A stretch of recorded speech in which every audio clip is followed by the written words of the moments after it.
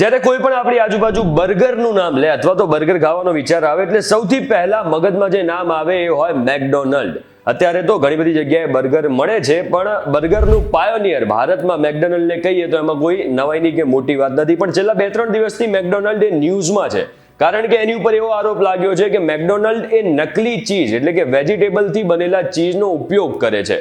હવે આ ઘટનાક્રમ આખો શું છે, એની ઉપર મેકડોનલ્ડ્સે શું જવાબ આપ્યો, એ બધું આપણે થોડું ડિટેલમાં જાણીએ.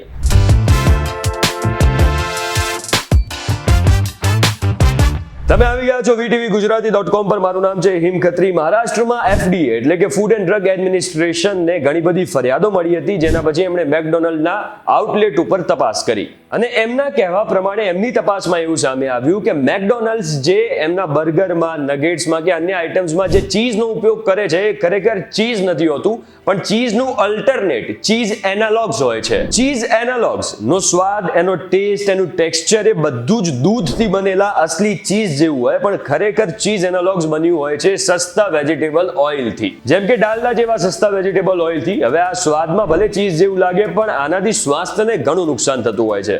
મહારાષ્ટ્રના FDA કમિશનરના કહેવા પ્રમાણે એમને ઘણી બધી ફરિયાદો મળી હતી, ફીડબેક મળ્યા હતા કે મેકડોનલ્ડ્સ જે એમના બર્ગર, પેટીઝ કે પછી નગેટ્સમાં ચીઝનો ઉપયોગ કરે છે એ ખરેખર ચીઝ નથી હોતું, ચીઝ એનાલોગ્સ હોય છે. એના પછી ઇન્સ્પેક્શન કરવામાં આવ્યું અને જે ફરિયાદો હતી એ મહદઅંશે સાચી પણ નીકળી. એનો મતલબ એમ થયો કે વેજીટેબલ ઓઇલથી બનેલા ચીઝનો ઉપયોગ તો કરી રહ્યા હતા, પણ લેબલિંગ પણ ખોટું કરી રહ્યા હતા. ક્યાં એવું નહોતું લખવામાં આવ્યું કે આ વેજીટેબલ ઓઇલથી બનેલું ચીઝ છે. એવા આરોપો મેકડોનલ્ડ્સ ઉપર લગાવવામાં આવ્યા. હવે આને લઈને મુંબઈના અહેમદનગરમાં એક મેકડોનલ્ડના આઉટલેટના લાયસન્સને સસ્પેન્ડ પણ કરી દેવામાં આવ્યું અને આનો ઇમ્પેક્ટ એ આવ્યો કે મેકડોનલ્ડ્સે એના મેનુમાંથી જેટલા પણ આઇટમ્સની આગળ, ફૂડ આઇટમ્સની આગળ ચીઝ લખેલું હતું એ ચીઝ હટાવી દીધું અને આ જે આખો ઘટનાક્રમ છે એનો પ્રોપર રિપ્લાય પણ આપ્યો.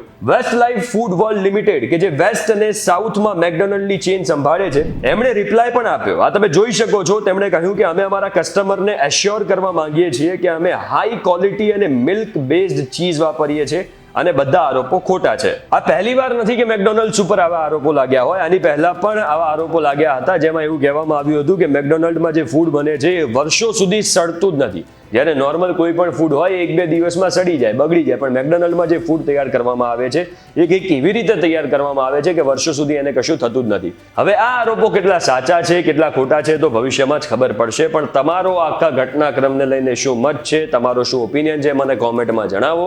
અને જો આજનો વિડીયો તમને કામનો લાગ્યો તો વિડીયોને શેર કરો, લાઈક કરો અને આવા જ અન્ય ઇન્ફોર્મેટિવ વિડીયો માટે જોડાયેલા રહો VTV Gujarati.com સાથે.